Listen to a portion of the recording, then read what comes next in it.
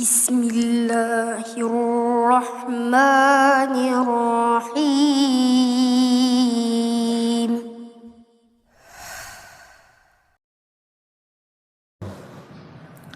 Assalamualaikum warahmatullahi wabarakatuh. Alhamdulillah wassalatu wassalamu ala Rasulillah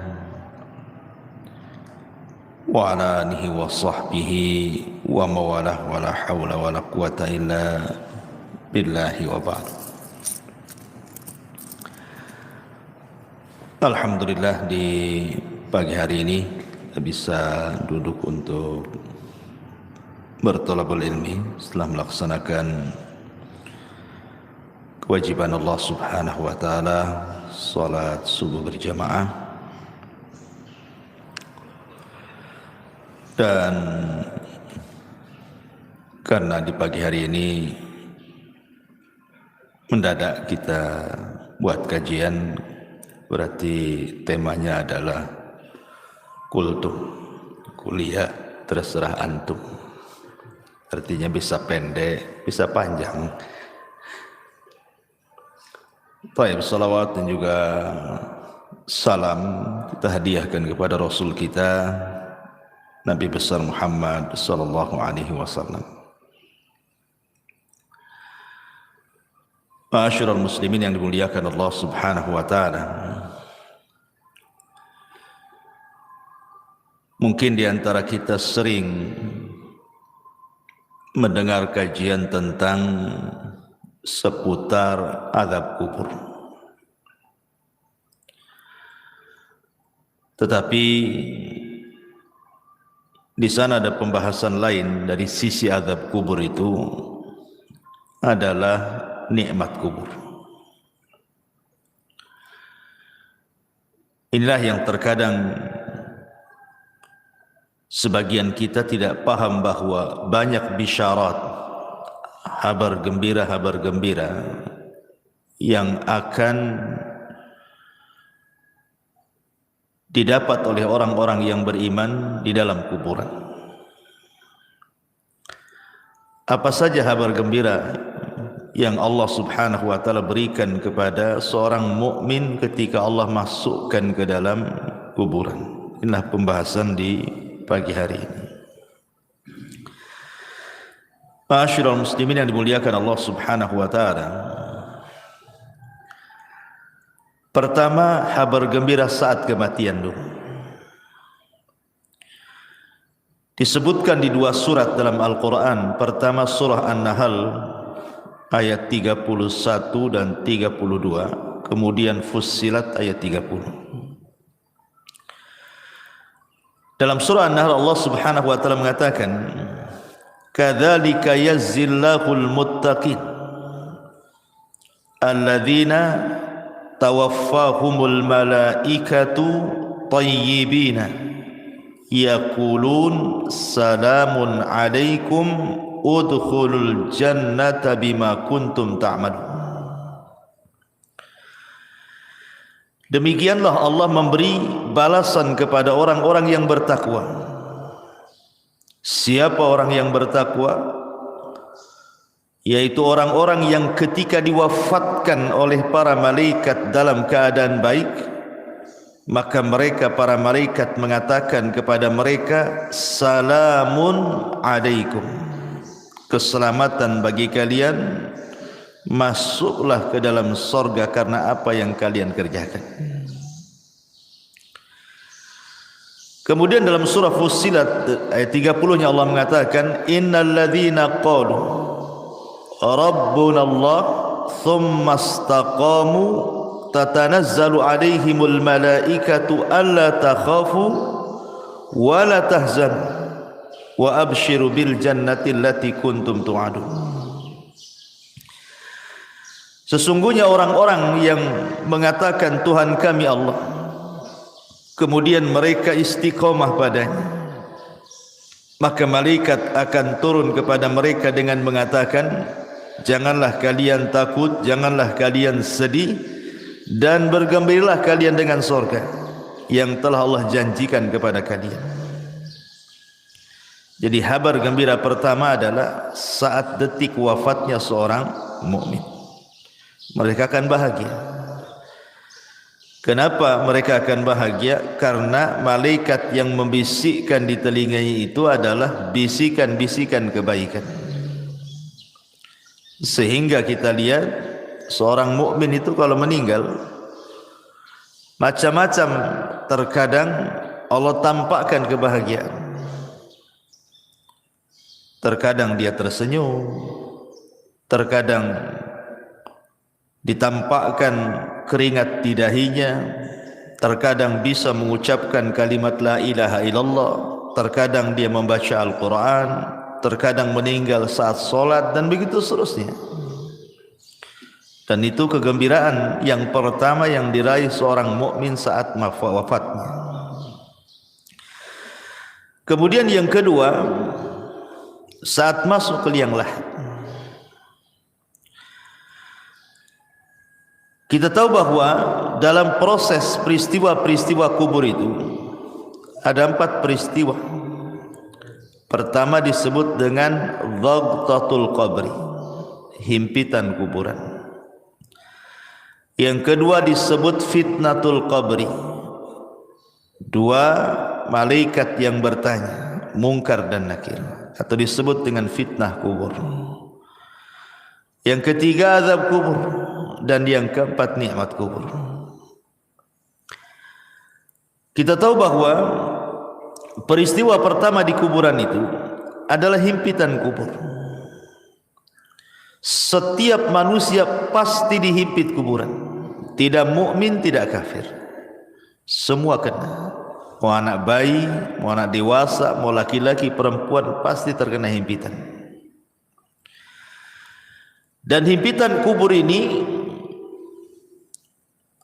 disebutkan dalam sebuah hadis, Nabi SAW mengatakan, Inna lil qabri dhagtatun, sesungguhnya kuburan itu memiliki himpitan.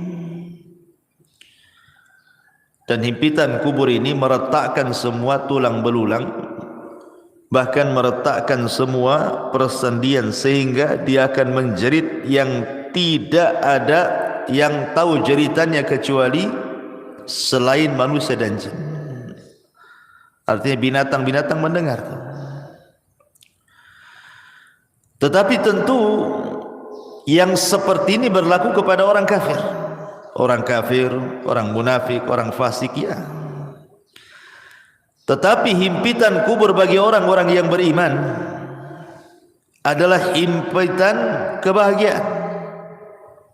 Sehingga para ulama ketika membicarakan tentang himpitan bagi orang-orang yang beriman itu, layaknya seorang ibu saat memeluk bayinya.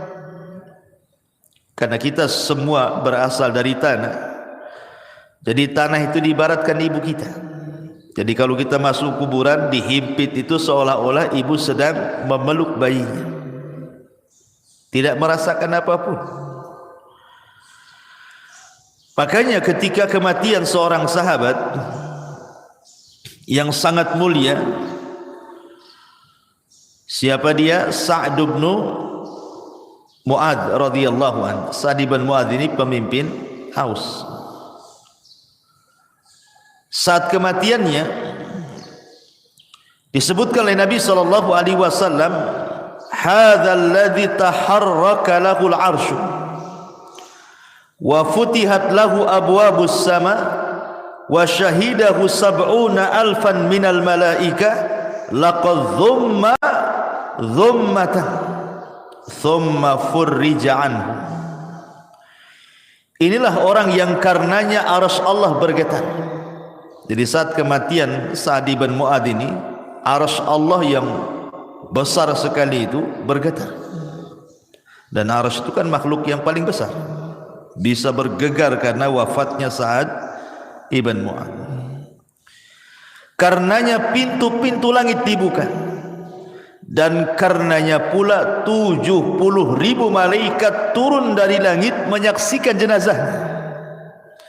Sungguh dia telah dihimpit dengan sekali himpitan, kemudian dilepaskan kembali. Kalau seandainya himpitan itu sebagaimana hadis yang ma'ruf bisa meretakkan tulang belulang, memutuskan urat-urat persendian, mustahil seorang sahabat semulia Sa'd bin Mu'adz merasakan itu. Berarti himpitan yang merasakan sakit itu hanya berlaku kepada orang-orang kafir saja, orang-orang munafik saja. Karena bayi yang tidak bersalah saja disebutkan dalam hadis Nabi sallallahu alaihi wasallam, "Lau aflata ahadun min dhammatil qabri la aflata hadas sabi." Jika seorang selamat dari penyempitan kuburan, niscaya bayi ini akan selamat. Tapi bayi pun tidak selamat. Apa salahnya bayi? Kenapa dia dihimpit? Dosa pun tidak, kan itu ya. Berarti himpitan bagi orang-orang yang saleh, orang-orang yang beriman atau bayi adalah sebagaimana seorang ibu memeluk bayinya. Himpitan kasih sayang, itu maksudnya. Ini kabar gembira yang kedua. Kabar gembira yang ketiga, di mana Allah Subhanahu wa taala akan memberikan kemantapan jawaban pada setiap soalan-soalan mungkar dan nakir yang diberikan kepada setiap para penghuni kubur. Dan itu diarahkan atau disyaratkan dalam surah Ibrahim ayat 27. Allah mengatakan, yuthabbitullahu alladhina amanu bil qawli tsabit fil hayatid dunya wa fil akhirah wa yudhillullahu zalimin wa yaf'alullahu ma yasha. Allah akan meneguhkan iman orang-orang yang beriman dalam ucapan yang teguh dalam kehidupan dunia dan juga kehidupan akhirat. Kata Bara bin Azib, seorang sahabat, ketika memberikan catatan dengan kalimat Allah akan teguhkan ucapan bagi seorang yang beriman di dunia dan akhirat, kata beliau, ini ayat turun pada perkara fitnah kubur. Jadi orang-orang yang beriman apabila ditanya siapa Rabbmu, maka dia langsung menyaut Allah. Siapa nabimu? Langsung menyaut Muhammad. Apa agamamu? Langsung menyaut Islam. Siapa yang bisa menjawabkan ini? Memang kalau di dunia mudah saja menghafalkan, tetapi bukan berarti di akhirat semua bisa menjawab, tidak. Yang memantapkan jawaban itu Allah. Jadi Allah yang membuat kita mantap jawabannya, bukan pengetahuan kita, gitu maksudnya. Allah yang memantapkan, karena di sini kalimatnya yutsabbitullahu, Allah menetapkan, memantapkan. Artinya Allah yang menjadikan kita ini mampu menjawab. Dan itu khusus bagi orang-orang yang beriman. Berarti ini kabar gembira yang ketiga. Allah memberikan kemantapan. Kemudian kabar gembira yang keempat, Allah lancarkan setiap jawaban. Setelah Allah mantapkan, kita mampu menjawab. Disebutkan dalam hadis Bara bin Azib radhiyallahu anhu yang panjang sekali. Salah satu penggalan hadisnya, Rasul mengatakan, fayatihi malakani fayujlisanihi fayaqulani lahu man rabbuk, fayaqulu rabbi Allah, fayaqulani lahu ma dinuk, fayaqulu dinil Islam, fayaqulani lahu ma hadzal rajul alladhi bu'itsa fikum, fayaqulu huwa Rasulullah sallallahu alaihi wasallam. Kemudian dua malaikat datang kepadanya dan mendudukkannya. Lalu keduanya bertanya, siapa Rabb? Maka si mayat mengatakan, Rabbku Allah. Kedua malaikat bertanya lagi, apa agamamu? Dia menjawab, agamaku adalah Islam. Kemudian keduanya bertanya lagi, siapa laki-laki yang telah diutus kepadamu? Maka dia menjawab, beliau adalah utusan Allah Muhammad sallallahu alaihi wasallam. Mungkin sekali lagi bahwa hari ini antum ditanya, pasti semua bisa jawab. Tapi apakah di kuburan bisa lancar jawabannya? Kan tidak juga. Makanya ini kabar gembira. Selain Allah mantapkan jawabannya, kemudian ketika kita ditanya mengalir pula jawaban itu. Ini adalah kabar gembira yang keempat. Kabar gembira yang kelima, setelah Allah Subhanahu wa taala mantapkan jawaban kita dan kita pun mengalir dalam jawaban-jawaban pertanyaan malaikat itu, maka Allah Subhanahu wa taala berikan tazkiyah, rekomendasi. Apa itu? Allah tiba-tiba berfirman dari langit dan mengatakan, an sadaqa abdi, hambaku telah benar. Hambaku telah benar, hambaku telah jujur. Dan ini tazkiyah yang luar biasa, di mana Allah Subhanahu wa taala langsung yang mengatakan kepada kita, an sadaqa abdi, hambaku telah benar. Tazkiyah mana lagi yang lebih jujur daripada tazkiyah Allah Subhanahu wa taala? Kabar gembira mana lagi yang lebih bahagia daripada Allah mengatakan kepada kita, kita dianggap orang jujur. Kalau manusia, anak katakan antum orang jujur, belum tentu orang mengatakan antum jujur. Tapi kalau Allah yang mengatakan jujur, manusia mendustakan kita terserah, tidak ada urusan. Tapi kalau seluruh manusia mengatakan kita jujur, tapi Allah katakan kita pendusta, buat apa? Kan itu ya. Tapi kalau Allah katakan kita jujur, satu manusia berdusta, terserah. Mendingan kita dianggap jujur di hadapan Allah daripada jujur di hadapan manusia tapi Allah dustakan kita. Dan ini tazkiyah luar biasa, kabar gembira yang luar biasa yang Allah berikan kepada kita kalau kita digolongkan orang-orang yang beriman. Ini kabar gembira yang kelima. Yang keenam, setelah Allah Subhanahu wa taala berikan tazkiyah kepada kita, apalagi Allah Subhanahu wa taala akan luaskan kuburan kita. Ada dua riwayat. Pertama, disebutkan dalam riwayat Abi Hurairah radhiyallahu anhu, di mana Nabi sallallahu alaihi wasallam mengatakan, "Tsumma yubsahu lahu fi qabrihi sab'una dhira'an fi sab'in." Sab'una dhira'an fi sab'in. Berapa luasnya kuburan itu?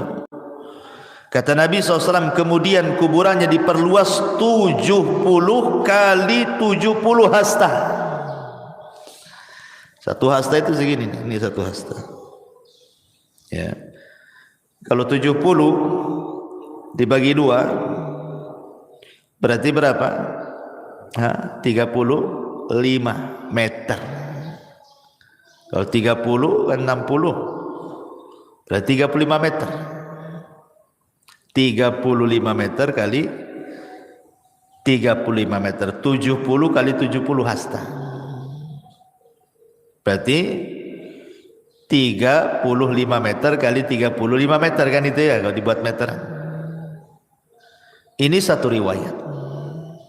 Jadi kuburan yang sempit tadi yang hanya 1 kali 2 meter gitu ya, dijadikan oleh Allah Subhanahu wa taala menjadi 70 kali 70 hasta. Luasnya, meluas kuburannya itu ya.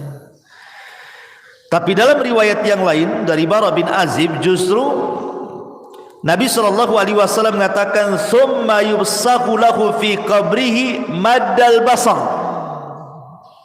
Madda basarihi. Kemudian kuburannya akan diluaskan sejauh mata memandang. Kalau antum naik ke atas gunung, kemudian antum melihat Kira-kira pandangan antum sejauh mata memandang sampai di mana? Itu maksudnya. Itulah luas kuburan. Kalau seandainya Allah berikan kabar gembira kepada seorang mukmin itu, Allah akan luaskan kuburan. Dalam riwayat 70 kali 70 hasta, tapi dalam riwayat Bara bin Azib sejauh mata memandang. Coba bayangkan, kalau antum saya kurung di satu ruangan, anggaplah di kamar masjid ini, dikurung, nggak ada penerangan, kan masih mending tuh luasnya, masih luas kamar ini daripada kuburan. Kuburan berapa peta saja kan itu. Tapi ngomong-ngomong saya minum dulu kayak kok dingin kali nih. Bismillah. Panas juga. Iya. Jadi analoginya begini, kawan. Jadi kalau antum masuk ke dalam ruangan masjid ini, saya gelapkan, nggak ada apa-apa di situ, nggak ada kasur, nggak ada apa-apa, nggak ada handphone, nggak boleh antum saya kasih handphone. Ya masuk aja badan di situ. 3 hari 3 malam di situ kan, nggak dikasih makan, antum sudah pusing. Janganlah 3 hari 3 malam, 1 hari saya tak makan tak gemetar. Apalagi mati listrik kan itu. Kita bayangkanlah di satu ruangan itu. Macam mana itu di kuburan yang sempit itu. Habis itu dipendam pula dari atas. Hanya tanah, tidak ada apa-apa. Kita sudah kebayang gelapnya kan. Ya. Lah ketika kemudian Allah Subhanahu wa taala bentangkan kuburan seluas itu, menunjukkan di kabar gembira. Kabar gembira dari Allah Subhanahu wa taala lewat lisan Rasul bahwa seorang mukmin itu akan dibentangkan kuburannya sejauh mata memandang. Artinya tidak akan sumpek gitu maksudnya. Kita kalau berada di ruangan sempit kan sumpek gitu. Tapi kalau di ruangan terbuka kan rasanya los gitu pandangan itu. Dan ini kabar gembira. Kemudian yang nomor 7, bukan hanya diluaskan saja, yang lebih hebat daripada itu apa? Dibukakan pintu surga. Subhanallah ya. Padahal belum ada kiamat, tetapi pintu surga sudah dibukakan, kemudian diarahkan pula ke kuburannya. Dan itu disebutkan dalam hadis di mana Nabi sallallahu alaihi wasallam bersabda, "An sadaqa 'abdi fa afrishuhu minal jannati waftahu lahu baban ilal jannah." Hambaku telah benar. Hamparkan permadani untuknya dari sorga, bukakan pintu-pintu sorga kepadanya. Subhanallah ikhwan, bayangkan kita dihamparkan permadani dalam kubur itu, mengarah ke pintu sorga, kemudian pintu sorga pula dibuka. Ketika pintu sorga dibuka itu ada kabar gembira yang nomor 8. Apa itu? Allah Subhanahu Nabi sallallahu alaihi wasallam mengatakan, wa albisuhu minal jannah. Hantarkan pakaian dari sorga. Ketika mayat itu hanya 3 lapis kain kafan saja, kemudian masuk ke dalam liang lahat, entah tahan berapa bulan tuh yang namanya kain kafan itu, lama-lama kan hancur juga. Tapi sebagai gantinya apa yang terjadi? Wa albisuhu minal jannah. Allah Subhanahu wa taala akan pakaikan kepadanya pakaian dari sorga, dan pakaian dari sorga itu semuanya sutra, min sundusin wa istabrak, rata-rata sutra dihantarkan dari sorga. Kemudian kabar gembira yang nomor 9, fayatihi min rauhiha wa tibiha. Kemudian Allah Subhanahu wa taala hantarkan pula raihiha wa tibiha. Apa itu?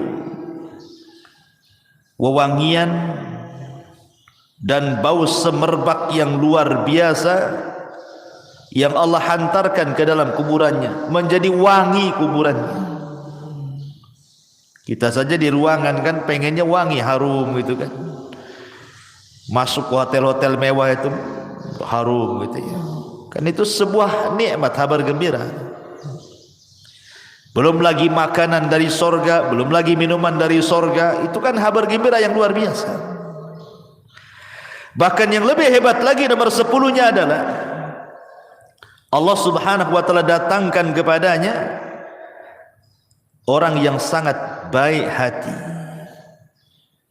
Disebutkan dalam sebuah hadis, jadi akan didatangkan padanya seorang laki-laki yang rupawan, berpakaian indah, beraroma wangi, untuk menemani dia selama dalam kuburan. Kemudian si mayat ini heran, kemudian bertanya, man anta, siapa engkau ini? Fawajhukal wajhu yaji'u bil khair. Wajahmu adalah wajah yang membawa kebaikan. Siapa kamu ini?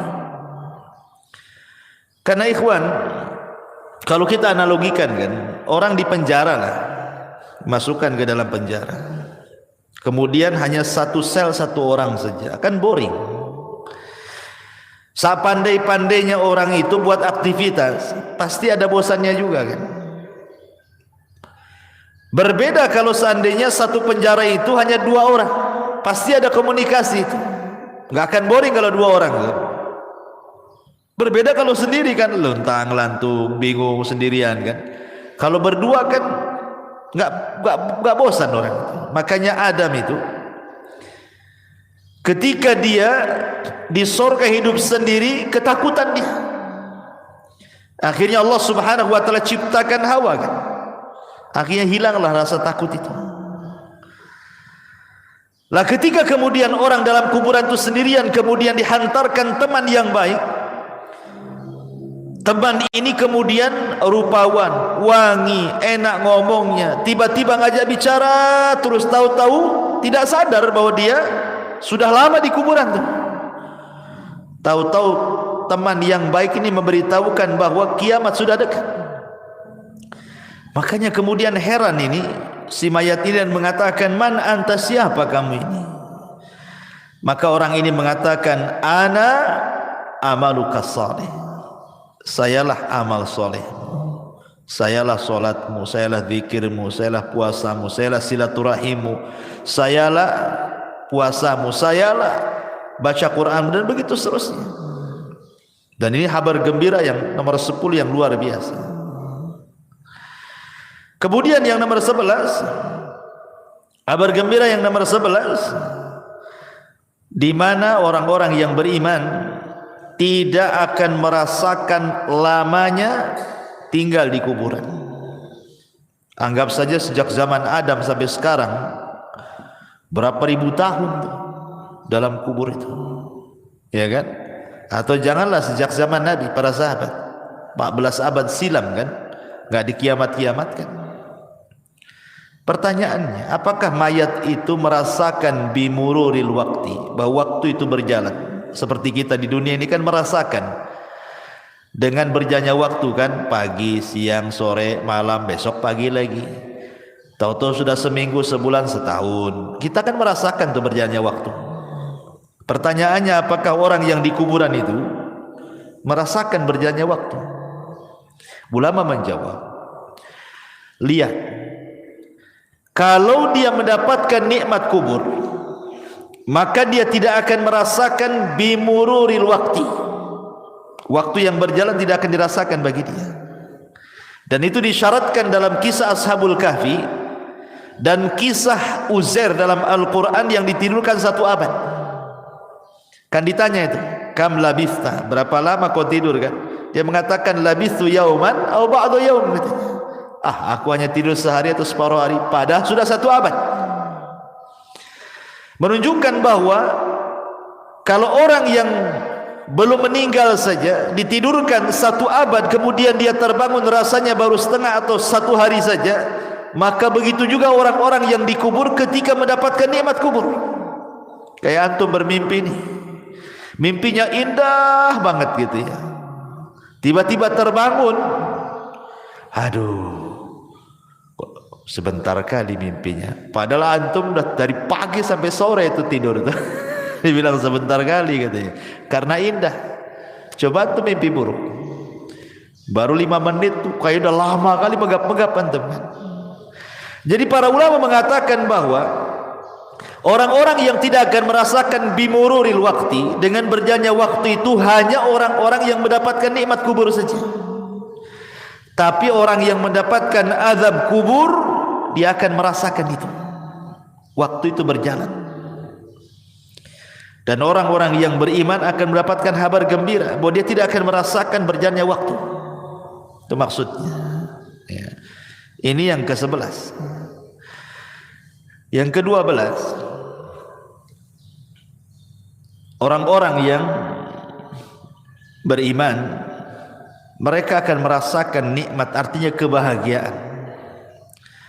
Jadi bahagia betul dalam kuburannya itu, sehingga sebahagia apapun orang hidup di dunia, tidak lebih bahagia dibandingkan orang yang ada di kuburan. Itu yang disebut dengan nikmat kubur tadi. Makanya kenapa Utsman bin Affan kalau diingatkan dengan kuburan itu menangis, tapi kalau diingatkan dengan neraka dia biasa-biasa saja. Ketika ditanya, ya Utsman, aneh kau ini, diceritakan neraka kau biasa saja raut mukamu, kau diceritakan tentang kuburan kau pula menangis, katanya. Kata Utsman, celaka engkau. Kuburan ini, kata Utsman, bisa saja satu lubang menuju lubang-lubang neraka, atau dia adalah taman dari taman-taman surga. Jadi kita akan tinggal di taman.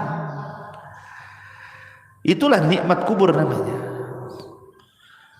Jadi nikmat kubur itu luar biasa. Makanya orang itu akan mendapatkan kenikmatan lebih nikmat dibandingkan dia pernah nikmat di dunia. Seberapa nikmat orang di dunia ini, masih nikmat kubur, karena kubur itu adalah jannah yang pertama, surga yang pertama sebelum masuk ke surga yang abadi. Tapi perlu diingat bahwa orang-orang yang di kuburan itu juga bisa merasa sedih, sama dengan ketika antum kehilangan sesuatu, kita sedih, tersiksa gitu ya, atau ada masalah gitu ya, entah masalah ekonomi, masalah keluarga, masalah apa-apa, kan kadang-kadang tersiksa batin kita. Lah orang yang di kuburan pun akan sama merasakan hal itu, tersiksa batinnya. Kapan? Ketika orang-orang yang di atas kuburan melakukan niyaha. Niyaha itu artinya meronta-ronta, menangis-nangis gitu ya, menolak takdir gitu. Kalau nangis saja nggak apa-apa, namanya orang meninggal sedih, Rasul aja nangis gitu. Tapi kalau sampai niyaha ini membuat apa? Orang yang mati itu yu'adzab, diazab. Tapi bukan diazab di sini artinya diazab fisiknya, tidak, maksudnya diazab batinnya. Ya, karena ada hadis yang mengatakan innal mayyit yu'adzab bi bukail hayy. Rasul mengatakan orang yang mati itu akan diazab disebabkan tangisan orang hidup. Maksudnya niyaha, yang sampai merobek-robek, memukul-mukul. Karena saya pernah menyaksikan ada orang sedang koma, ini istrinya itu udah guling-guling tuh, guling tuh, sampai akhirnya diamankan sama kerabatnya, dimasukkan ke kamar, dikunci. Rumahnya tak jadi mati pula dia.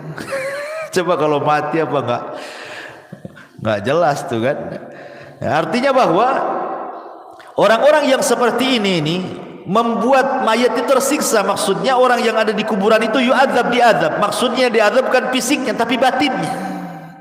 Jadi dia merasa sedih gitu ya. Tersiksa batinnya itu gara-gara tangisan orang yang di atas kuburan itu. Makanya kenapa nasihat saya, kalau ada orang yang meninggal itu sebenarnya dia hanya butuh 3 kata saja. Orang mati itu hanya butuh 3 kata. Kata yang pertama, Allahumma gfir lahu. Ya Allah ampuni dosanya. Yang kedua, Allahumma arhamhu, ya Allah rahmatilah dia. Kemudian yang ketiga, Allahumma tsabbithu, ya Allah mantapkanlah dia. Maksudnya dalam jawaban. Itu yang diperlukan saat orang itu meninggal. 3 kata ini. Tidak lebih daripada 3 kata. Ya Allah ampuni dosanya, ya Allah sayangi dia, ya Allah mantapkan jawabannya. Cuman itu yang diperlukan.